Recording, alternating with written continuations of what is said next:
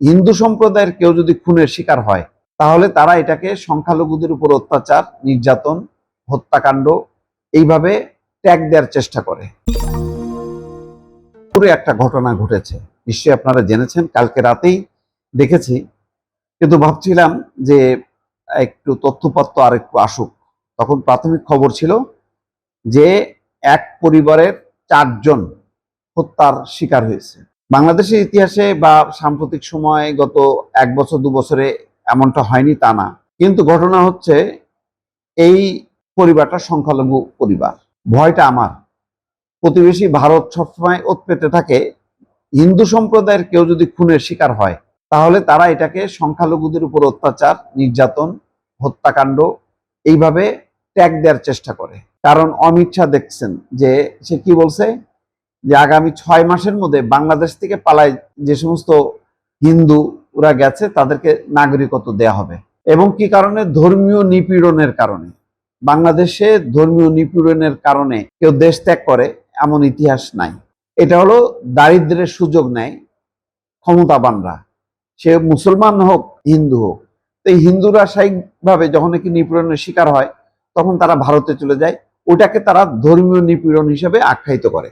এখন রংপুরে যেটা ঘটছে, একসঙ্গে হত্যার শিকার হয়েছে 4 জন।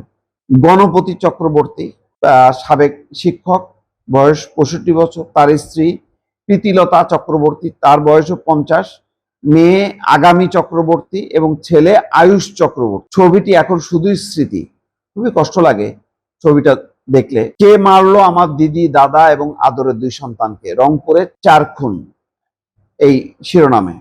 রংপুর জেলা স্কুলের হিসাব বিজ্ঞানের অবসরপ্রাপ্ত শিক্ষক গণপতি চক্রবর্তী, তার স্ত্রী এবং 2 সন্তানকে কি কারণে কারা হত্যা করেছে পুলিশ এ সম্পর্কে নিশ্চিত হতে হয়নি বলে জানিয়েছেন রংপুর কোতোয়ালি থানা পুলিশ।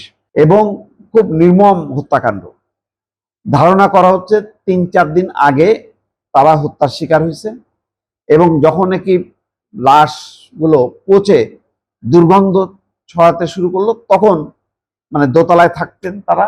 তারপরে প্রতিবেশীরা মানে অনুমান করে পুলিশকে খবর দেয়, তারপর তারা এসে দেখে অর্ধগলিত সেই লাশগুলো।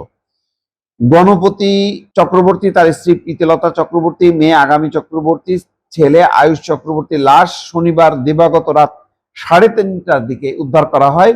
লাশ পচে পুরো ভবনে দুর্গন্ধ ছড়িয়ে পড়ে।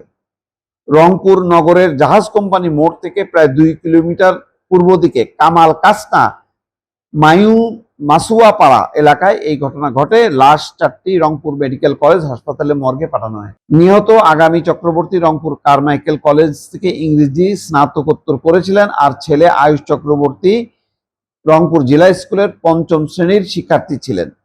রংপুর সিআইডি সহকারী পুলিশ সুপার সুমিত চৌধুরী বলেন, ধারণা করা হচ্ছে হত্যাকারীরা ঘরের ভেতরে দীর্ঘ সময় অবস্থান করে 4 জনকে একে একে হত্যা করে।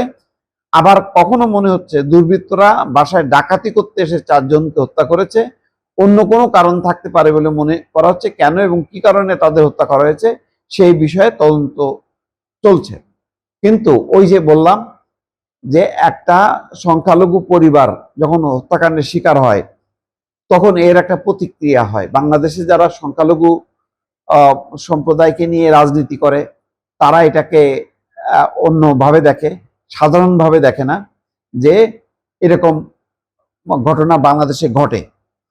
তো তারা এটাকে দেখার চেষ্টা করে যে সংখ্যালঘু বা হিন্দু বলে তাদের উপর এই হত্যাকাণ্ড চালানো হয়েছে। আবার প্রতিবেশী ভারতও প্রতিক্রিয়া ব্যক্ত করে। এর আগে ময়মনসিংহে নিশ্চয়ই মনে আছে, দীপু চন্দ্র দাস নামে একজনকে প্রথমে তাকে মেরে ফেলা হয়, তারপরে গাছে ঝুলিয়ে পোড়ানো হয়। এই ঘটনায় ভারতের বিভিন্ন জায়গায় বিক্ষোভ ছড়িয়ে পড়ে। আমারও কেন জানি শঙ্কা হয় এই ঘটনাটাকে আবার পার্শ্ববর্তী পশ্চিমবঙ্গের শুভেন্দু চক্রবর্তীর মতন সাম্প্রদায়িক ব্যক্তিরা এটা নিয়ে রাজনীতি না করে। তবে হত্যাকাণ্ড কেন হয়েছে, কি কারণে হয়েছে, এর যথাযথ তদন্ত হওয়া উচিত।